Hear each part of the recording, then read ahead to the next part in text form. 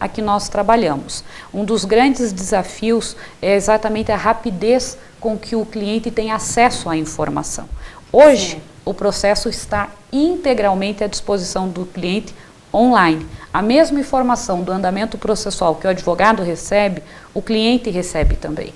Então, a distância de tempo, o tempo entre o recebimento da informação jurídica e a disponibilidade daquela informação jurídica tratada pelo profissional do direito para o cliente diminuiu. Hoje ela é online, ao mesmo tempo em que você está acompanhando, o seu cliente já está no telefone lhe perguntando: Aline, o que é esta intimação, o que é esta decisão, quais são as implicações desse novo andamento processual? Isso exige sobremaneira do profissional.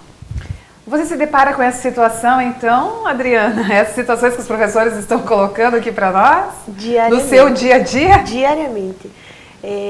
O profissional do direito hoje que atua no ramo empresarial, eu tive que aprender um pouquinho de marketing. Eu tenho que ter uma visão de marketing, eu tenho que ter visão comercial, eu tenho que saber como que acontece a compra e venda da empresa, eu tenho que saber todo o procedimento do transporte, eu tenho que saber toda a parte de IPIs, de normas reguladoras, tenho que saber de tudo um pouquinho, gestão de pessoas, eu tenho problema com o funcionário me procura, ao invés às vezes de procurar o RH, ele vem procurar o jurídico para conversar sobre um problema dele, então você tem que saber orientar. Às vezes você acaba fazendo uma entrevista, então uma entrevista, você fica pensando, né, uma entrevista para aquele fim específico, que não é uma entrevista para contratar um advogado para um escritório, né? Então são várias situações que exige mesmo, você acaba aprendendo no dia a dia, com auxílio da pós-graduação, mas muitas áreas para o profissional do direito é multidisciplinar, como os professores comentaram e bem afirmaram, porque você acaba tendo conhecimento de toda a especificidade de dentro da empresa para você poder trabalhar na linguagem do empresário.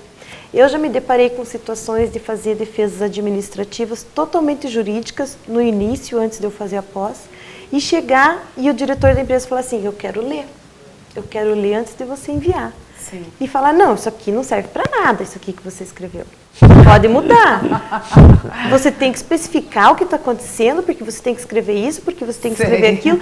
E aí você vai buscar a legislação específica, a norma específica que trata daquilo, porque o diretor quer que você coloque uma coisa que não está na linguagem jurídica, que já está na linguagem administrativa e técnica do fim daquela atividade. Então, todo dia é uma coisa nova, todo dia é uma área muito gostosa de trabalhar, exige muito, mas é muito gratificante porque você aprende muito, todos os dias. E também vocês trazem as contribuições, né, da área jurídica para a gestão empresarial. Então, nesse caso, como a Adriana estava comentando, ela se depara com o seu superior hierárquico dizendo: não, isso que você colocou não é suficiente ou não está bom, você precisa pesquisar mais.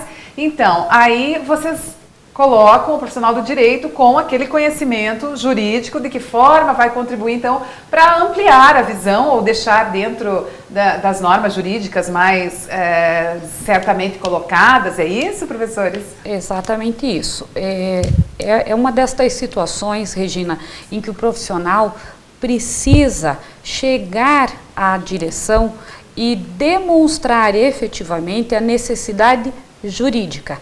Sim. A necessidade, por exemplo, de se impugnar cada um dos pedidos que a outra parte faz. Né? Às vezes, o anseio do empresário é apenas que você diga, que você escreva: não tive qualquer ação que possa me colocar como culpado pelo resultado. E ele tem muita pressa em ler esta frase, né? Então, quando você se depara com a necessidade de ir fato a fato, impugnando cada um dos pedidos do autor, ele fica impaciente e ele gera essas situações, exatamente, ele gera essas situações em que parece que o profissional de direito quer impedi-lo de dizer apenas isso, não tive culpa, né? Não tive culpa, não atuei no sentido de causar esse dano. Então é necessário que nós nos aproximemos da direção para explicar que aquele momento exige a nossa expertise e que a nossa orientação profissional é de que a impugnação seja feita daquela forma.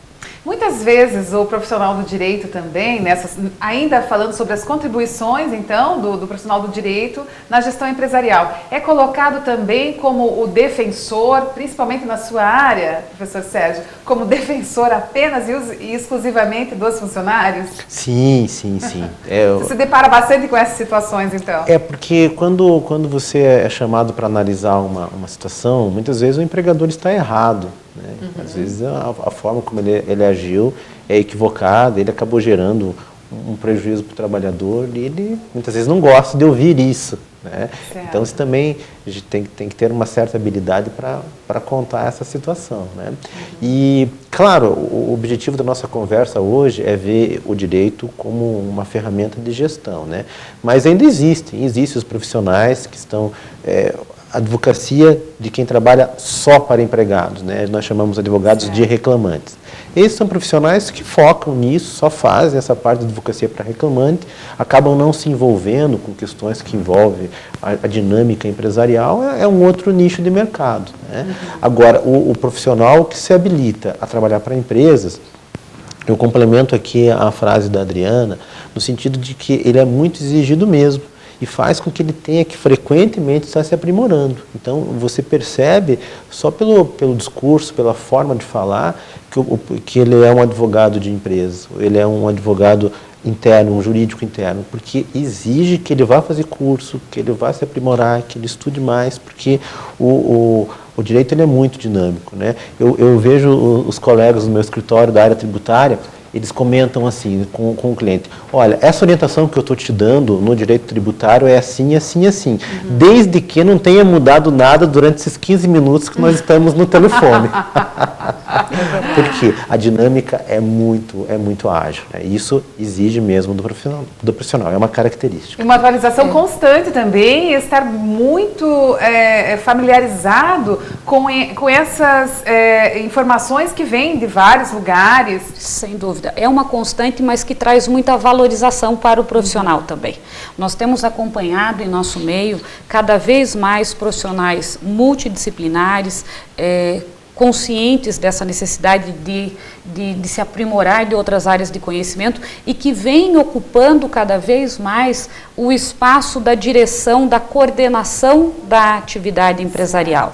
Não é incomum vermos advogados nas posições de executivos de empresa, exatamente por conta desta possibilidade que ele tem de estender a análise do risco jurídico empresarial e efetivamente contribuir para a tomada de decisão na sociedade empresária. Então seriam aqui o fechamento das contribuições para a gestão empresarial dos conceitos jurídicos.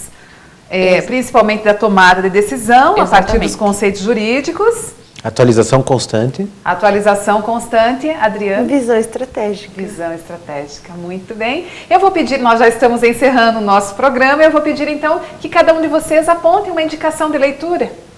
Professora Aline? Pois não, eu sempre recomendo ao profissional do direito que conheça o trabalho da professora Lara Sellen. A professora Lara Sellen foi professora há muitos anos da FAI, formada em administração, em direito também, tem uma linguagem muito próxima a essa que conversamos.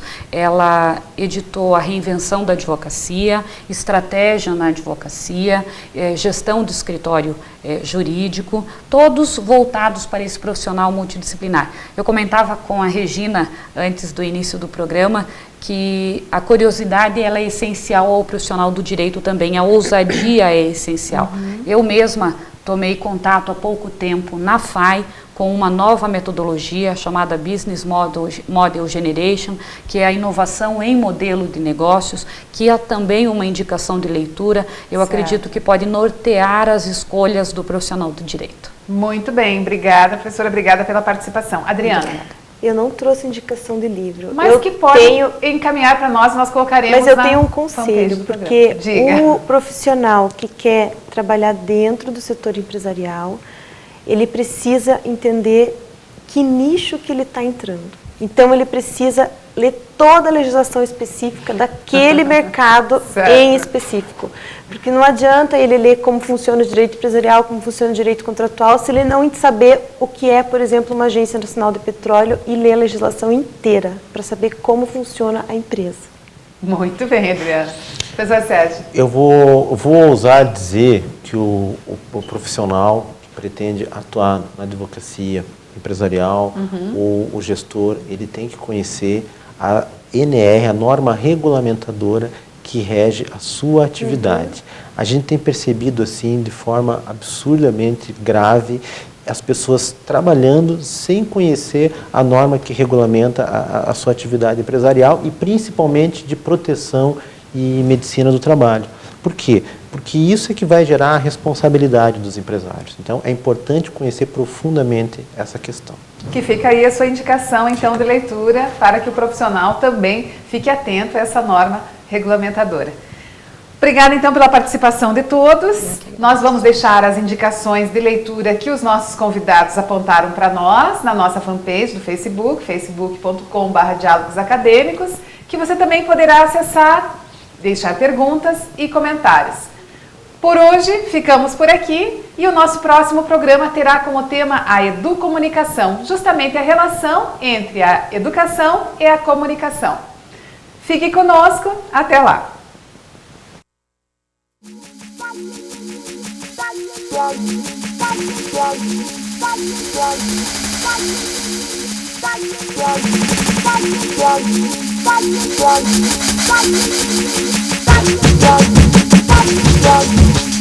Bye.